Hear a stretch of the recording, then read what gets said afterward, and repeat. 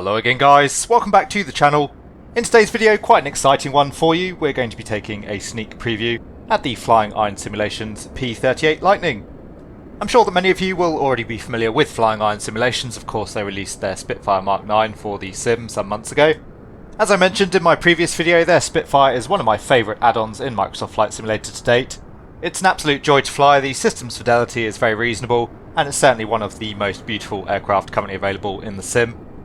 FlyingIron Simulations are certainly right up there with the very best when it comes to the texturing and modelling of the aircraft, particularly their virtual cockpits. They're an absolute work of art. So I'm quite excited to take their P-38 on a bit of a test flight and see what we find. For our flight today, we're currently on the ground at Salzburg Airport in Austria, just outside the iconic Hangar 7 building. I chose Salzburg for a couple of reasons. Firstly, of course, we've just had World Update 6, so it'll be a nice opportunity to check out the scenery. Primarily though, we're here because there is a real-world P-38 located in Hangar 7 just behind us. That particular P-38 is owned by Red Bull. It's part of the Flying Bull's display flight. And whilst we do have a similar livery available to us from FlyingIron Simulations, I thought today we'd take out the red Yippee livery instead. Firstly, it's a little bit more eye-catching. This aircraft was actually the 5,000th P-38 produced, and it was used as a demonstration and display aircraft by Lockheed.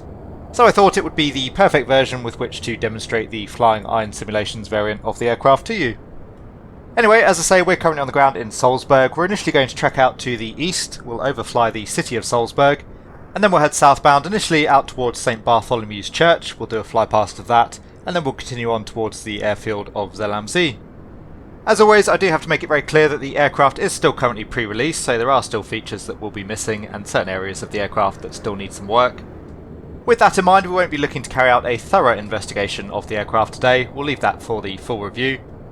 And in fact, once we do get our hands on the final product, I have what I think will be quite a fun way of testing that out when the time comes. But today's video and flight is really just a showcase of the product, hopefully to give you some sort of an idea of what you can expect upon release. As always guys, I do hope you enjoy the video. If you do, please consider giving it a like and subscribing to the channel. As usual, let's now head for the cockpit of the P-38 and we'll begin getting the aircraft started up. So good morning and welcome to the cockpit of the FlyingIron Simulations P-38. As you can see, once again, FlyingIron Simulations have absolutely knocked the ball out of the park in terms of the aircraft's internal modelling and texturing. Again, the level of attention to detail is really excellent, very reminiscent of their Spitfire, and the texturing, as you can see, very crisp, very clear, very well coloured and very well weathered as well. I think we've even got the appropriate fingerprint marks there on the control column. A really excellent job overall. Anyway, as usual, we'll run through our before start checks. So the rudder trim tab is in the neutral position, elevator trim tab we can set for takeoff. Fuel tank selectors, we can come onto the reserve tanks for the start. And the fuel boost pumps are off. Bomb selector switches, they can go on. It's a little bit of a misnomer in this particular case. We're actually arming up the external fuel tanks so that we can drop them in a hurry if we need to during the takeoff. The master arm switch stays off, however. Throttles, we'll crack those for the start. Propeller control governors can go fully forward.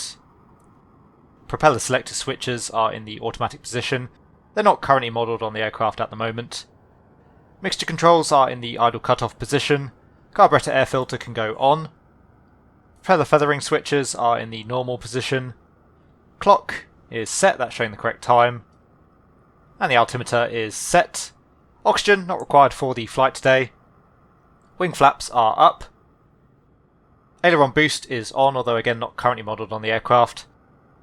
Transponder is off, radio is off, although there's a little bit of a bug there. We might have to revisit the radio once we've got the generators on. Park brake is set. And for the start checklist, the battery master can come on, as can the ignition master. We'll get the generator switches on and guarded. And the radio is still off on this particular occasion.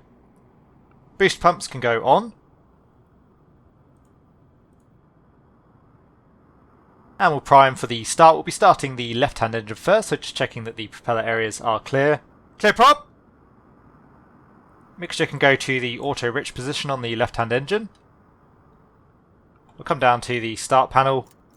Magnetos can go onto both on the left, and we'll prime the left-hand engine. We'll give it about 5 seconds there on the primer. So engaging the starter, we'll first energise the left-hand engine. And we can hit the starter.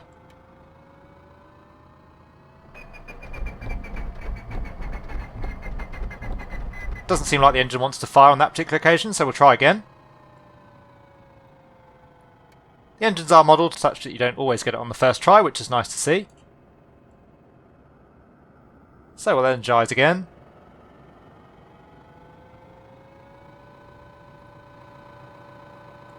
And again hit the starter.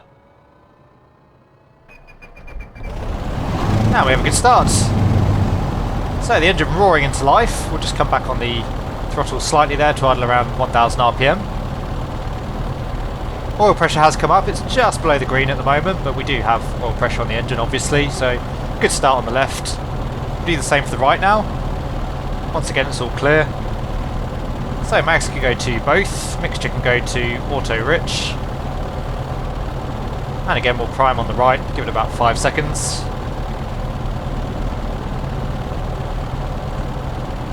So we'll energise the right engine. And we'll engage the starter. So firing up on the first attempt on the right. And again letting the engine idle around 1000 RPM. Oil pressure is checked. So we have 2 good starts. Compass switch can go on. Coolant and oil shutters, we need to put those into the auto position. So the cooler flaps are already in the automatic position. Override can go to off, and the intercooler flaps need to go to the full open position. Fuel quantities showing about 15 US gallons, about 20 US gallons in each main tank at the front, and about 40 US gallons in each main tank at the back. Instruments are checked. In terms of the engine warm-up, we're looking for an oil temperature of at least 40 degrees Celsius. We're just coming up on that now. And we're looking for a PSI there of 75. In terms of the coolant temperature, we're looking for 85 degrees. We're just coming up on about 45, 50 there at the moment on the left, so a little ways to go on the coolant temperature. Fuel pressure is checked. And hydraulic pressure we're looking for between 1100 and 1400. We're a little bit down on that at the moment, that should come up as we run the engines up. Anyway, with all that done, we'll get the canopy closed up. So we'll just raise the side windows first. Close up the upper canopy. And we'll latch that, make sure it's secure. Transponder will squawk 7000. And that could go to standby. And we'll get the radio on. We're not going to use the air traffic system today, however. Anyway, before the engines are warmed up, we can still come up to 1400 RPM, which should be enough to get us out towards the holding point. We'll be taking the northerly runway. As you can see, the holding point's straight ahead of us, and the wind's pretty much straight down in the direction we'll be parking, so we'll take the park brake off. Just come up ever so slightly on the throttles there to get the aircraft rolling. Again, trying to avoid coming up too much on the power there until the engines are warm. And we'll just taxi straight ahead to the holding point and then hold short, carry out the run-up. In terms of the taxi overall, the aircraft is very easy to taxi, it's pretty pleasant. At low speed it feels very good, at high speed it does feel a little bit strange, it does tend to skid a little bit, sort of mush along the taxiway, almost like a drift really, but you do have to get quite high speed before that happens. In reality I believe the P-38 was a pretty easy aircraft to taxi. Anyway, coming up to the holding point, we'll hold short here, park brake can go back on. And we'll just come up on the throttles again to maintain 1000 RPM. The before takeoff checks, safety belt is locked, shoulder harness is on, canopy is closed and locked. Rudder trim is in the neutral position, elevator trim is set. Fuel selectors are on the reserve tanks, electric fuel booster pumps.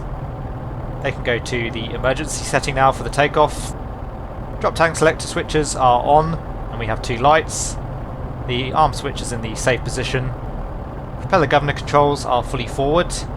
Propeller selector switches are in the automatic position. Friction has been tightened, mixture control is in the auto rich position. Gyro instruments are checked. Suction gauge, we're reading about 5 inches there on the suction. Generator switches are on, amps are looking good. Oil and coolant shutters are in the automatic position.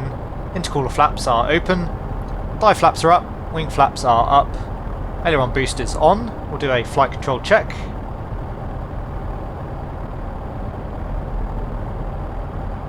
Do really enjoy looking back at that twin tail boom there, it's pretty cool.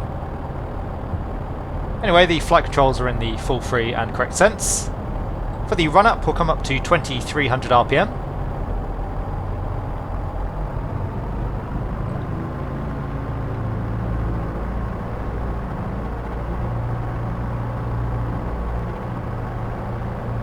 So there's 2300, T's and P's are all in the green.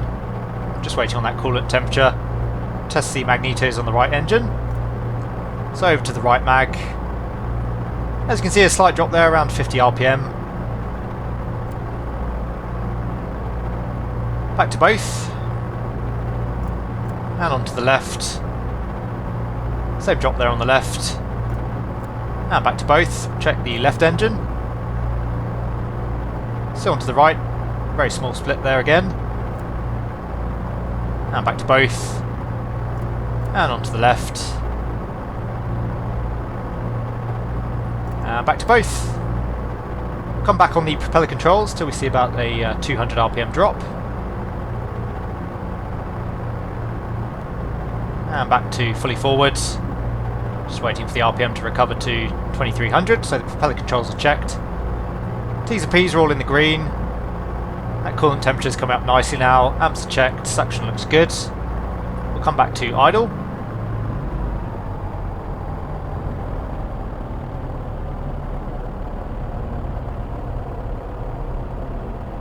And looks like we're idling around 800 RPM.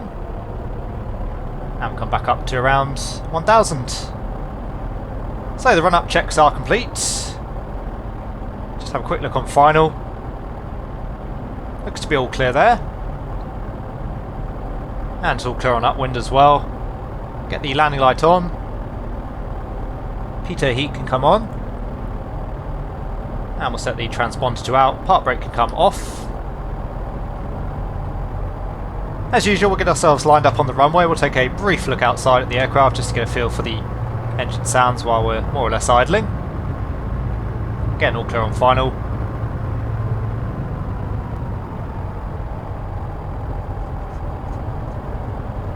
So just taxiing ourselves into position. We've got plenty of runway here at the intersection for the takeoff.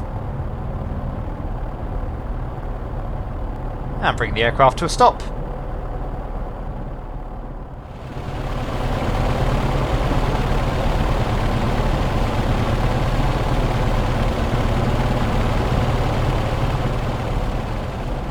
So we are all set and ready to go. We'll hold the aircraft on the brakes initially, come up to around 40 inches on the manifold pressure.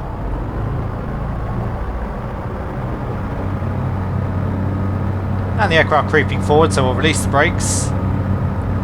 Coming up to 54 inches, that's our manifold pressure setting for the takeoff. The aircraft is pretty sensitive on the rudder, very typical of a Microsoft Flight Simulator aircraft. Anyway, 300 miles an hour, come back on the stick. The aircraft lifting off very nicely, we'll tap the brakes and we'll get the gear up.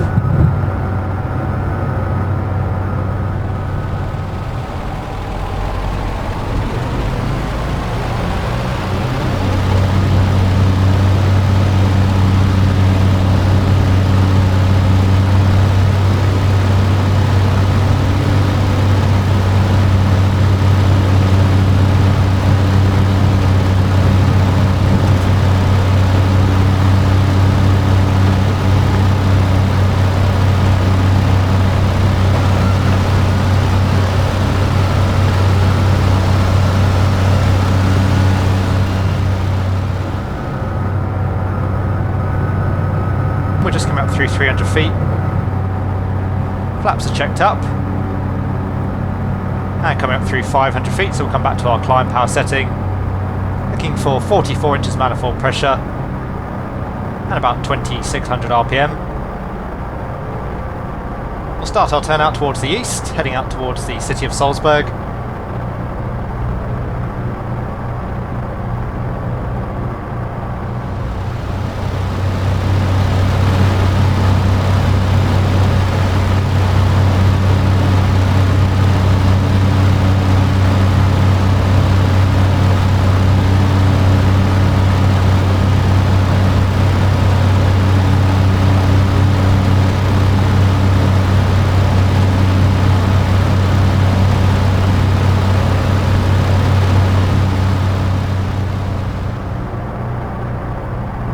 Anyway, we'll level off nice and low, taking the scenery as we go, so we'll come back to our cruise power setting now.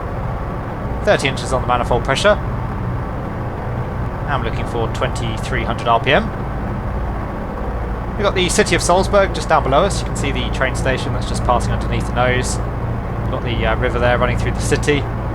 It's a real shame I actually downloaded some really awesome photogrammetry scenery for the city. It looked really beautiful, but unfortunately did absolutely nothing for my frame rate in the sim, so we've had to go without today. Anyway, trimming the aircraft for level flight. And making our way now southbound out towards St Bartholomew's Church. We'll just wait until we've got the aircraft nicely trimmed off and then we'll start configuring for the cruise.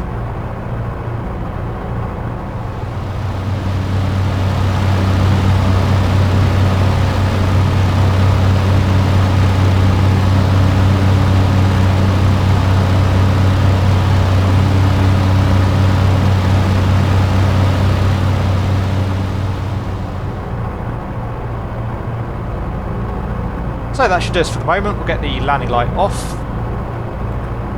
We can disarm the external fuel tanks. And we can set the emergency selectors for the fuel boost pumps off again. And we'll come now onto the main fuel tanks. So nicely established here in the cruise at the moment. We're just up on 5,000 feet. We'll just come slightly lower again as we're just clipping the tops of the clouds at the moment, as you can see. Once you've got the aircraft trimmed though, the P-38 is a really nice stable platform, very easy to fly, just as I believe it was in reality. T's and P's are all looking good there, everything's within limits at the moment. And now we're cruising along with a nice low power setting. We can probably stand to close up the intercooler flaps there as well.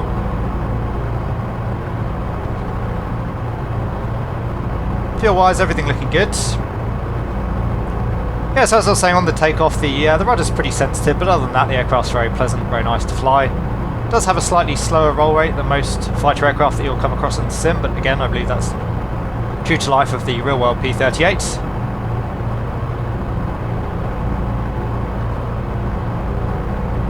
And again we'll just lower our altitude a little bit here just to get below the clouds. You can see we have a valley extending out to the south off at our 11 o'clock, but we're going to head just right up the valley at our 1 o'clock. You can already see the lake on which St Bartholomew's Church sits. I think what we'll do, we'll head out towards the lake, we'll come down low level, build up some speed. We're going to need that to clear the hills on the other side of the little valley here. It's pretty high terrain between us and Zell Am See.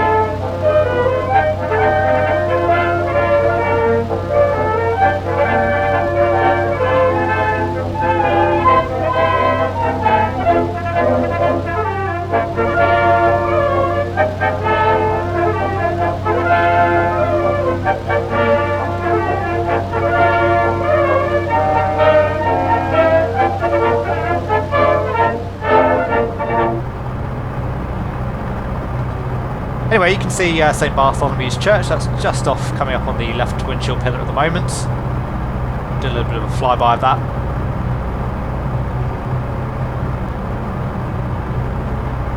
Doing about just over 300 miles an hour here at the moment. So there's the church passing just down below us. And now off the left wing. So we'll start converting some of that airspeed again back into altitude to allow us to clear the tops of the hills. I think what we'll do, we'll come back up to our takeoff power setting for just a minute or so. That should be absolutely fine in terms of what the aircraft can cope with. So we just got to clear the tops of these hills. On the other side of this particular mountain range there'll be another valley, and Zell Am See is down on the other side of the valley.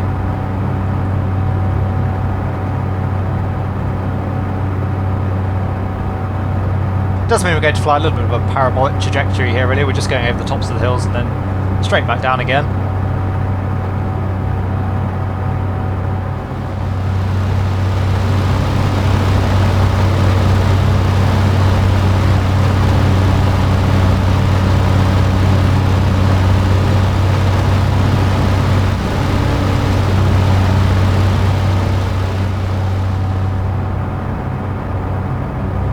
Anyway, we've cleared the tops of the terrain here, so we'll come back to our max continuous power setting again.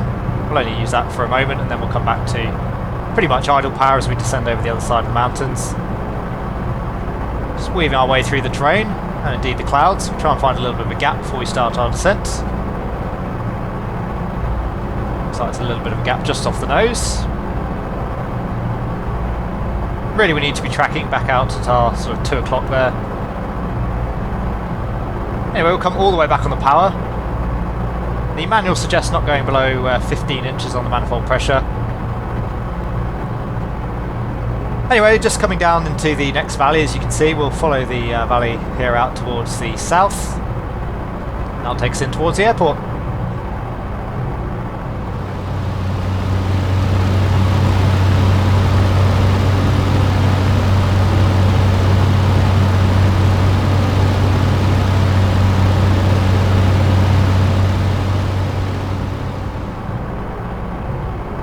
Zell Am See airfield is located just off the southerly side of the lake. We know the wind's more or less out from the west, so I think we'll overfly the field and come in for a left-hand downwind. Back out for the westerly facing runway.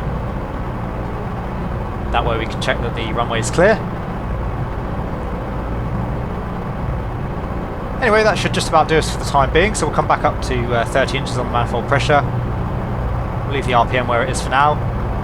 We'll start getting our downwind checks out of the way, with the P-38 being a little bit more complex than your average GA aircraft, so brakes are checked and off, undercarriage will hold.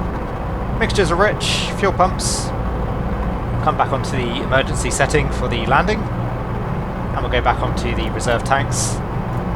So fuel pumps are on, fuel quantities are sufficient.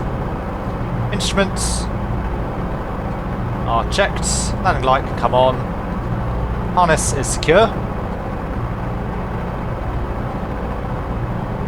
So as I say, we'll just come overhead the field, make sure the runway is clear.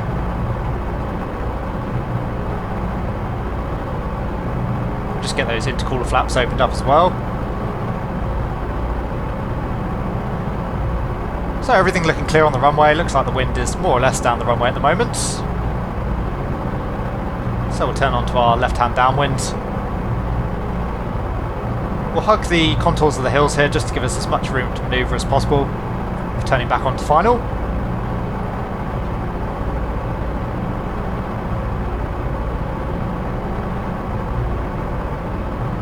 Quick look at the strip as we come onto our downwind position. And again we'll come back to about 15 inches on the manifold pressure, let the speed start bleeding off. Already below 250 miles an hour, so we'll take the flaps into the manoeuvring position. It's going to help us bleed off some speed.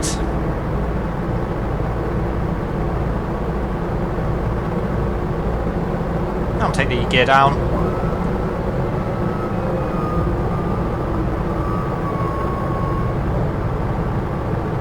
We'll aim to maintain around 150 miles an hour as we come around the corner.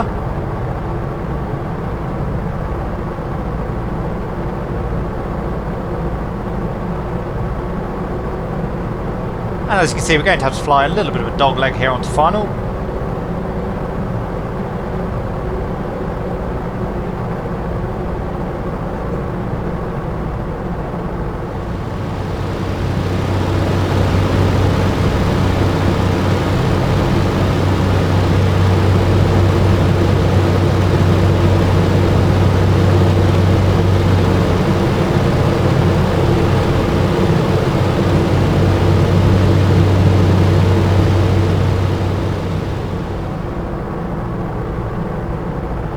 As you can see, it's a pretty short runway there at Zell Am See, so we'll aim not to carry any extra speed over the threshold.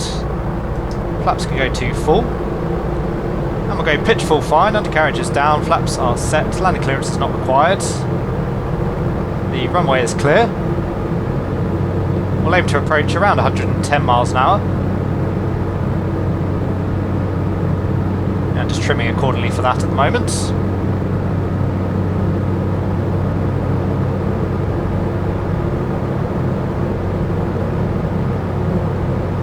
So just rolling the aircraft out onto final.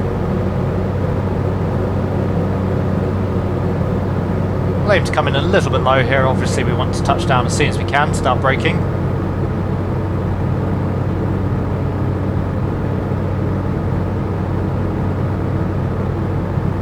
So just beginning the flare, coming off the power. There's touchdown. Coming straight onto the brakes. Just going to miss the exit, so we'll have to slow down and backtrack momentarily.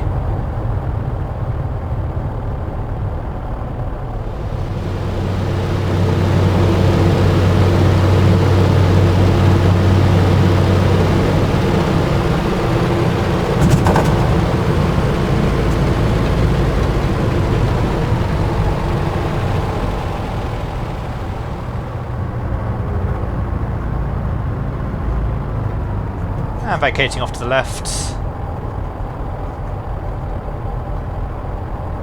Have to keep a good eye on our wingtip clearance here. It's pretty tight in terms of the taxiing area. And as you probably already noticed, the P-38 is a pretty big old beast.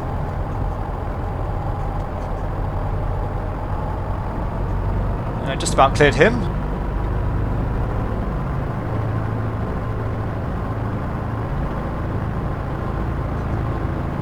Anyway, a little bit of space up ahead of us, so we'll swing the aircraft around. We won't bother with the afterland checks until we're stationary. Just keep a good eye on everything. Again, with the pretty tight manoeuvring area here. Wings clear on the hangar. Swing the aircraft around. And park brake can go on. Just leave the engines idling around 1600 RPM momentarily, just to burn off any deposits that may have accumulated. Flaps can come up. Transponder can go off. Same for the radio. Pitot heat can come off. We've already got the intercooler flaps open there. Landing light can come off. Fuel pumps. We'll take off the emergency fuel pumps for now.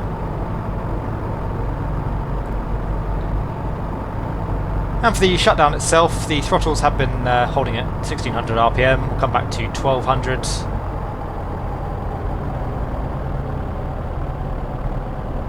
Just nudged them up slightly there. Mixtures can go to the idle cutoff position. And we have a good shutdown on the left there. We'll do the same on the right.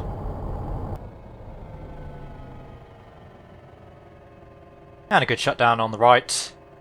Throttles can come to the fully closed position. And finally we'll just get everything turned off. So fuel pumps off. Fuel tank selectors can go off. Carburetor air filter control can go off. Magnetos can come off, as can the master ignition switch. Get the generator switches off. And lastly, the battery switch can come off. Get the cockpit opened up. Again, a few areas of the cockpit, as you can see, that still need some sounds at the moment. Anyway, that's the shutdown checklist complete, and we're now on the ground in Zell Am See. So there you go guys, I hope you enjoyed our outing in the FlyingIron Simulations P-38 Lightning. Once again, I think you'll agree, an absolutely stunning visual model from FlyingIron Simulations, both internally and externally. The Lightning, of course, is a very beautiful airframe, and I think that FlyingIron Simulations have done it complete justice in their rendition of the aircraft. Once again, today's video really is just a showcase of the product. There will still be fixes and changes to come before release. I expect you may have noticed a few areas that aren't quite up to scratch yet, and hopefully FlyingIron Simulations will address those before the product is available for purchase. Again, I'm not going to go into too much depth yet in terms of critique, given that the aircraft is not currently finished. But to my mind at the moment, absolutely beautiful aircraft in terms of modelling and texturing. To fly, it's a very pleasurable aircraft, although I think there are still a few tweaks needed in the flight model. Really good fun though nonetheless. Systems wise, the FlyingIron Simulations P-38 is very much on a par with their Spitfire. It's not quite study level, but it's certainly above average for this particular category of product. For me, the main area of the product that still needs some work at the moment is the sound. and again this was very much the case with the Spitfire when we looked at that pre-release. I think the engine sounds could still use a bit of work, and of course there were certain sounds missing throughout the cockpit. But absolutely worth mentioning that the Flying Iron Simulation Spitfire has come on absolute leaps and bounds since it was released. It was released in a very nice state, but it's certainly been improved significantly since then. And I certainly hope and expect that Flying Iron Simulations will do the same with the P-38. Overall, I very much enjoyed my flight out in the aircraft, and it's certainly one that I'm looking forward to seeing in its finished condition. Again, if Flying Iron Simulations bring the P-38 up to the same standards as the Spitfire, then it's going to be a product that's well worth looking at. Anyway guys, as always I do hope you enjoyed the video and found it to be of use. If you did, please consider giving it a like and subscribing to the channel for more content. If you have any comments or questions for me, you can leave those down in the comment section below, and I'll always do my best to answer them. As always, a very big thank you to my channel members and patrons for all of your support, it's very much appreciated. And a thank you to Flying Iron Simulations as well for letting us take an early look at their P-38. I hope everyone is having a great day wherever you are, take good care, and I will see you all again soon.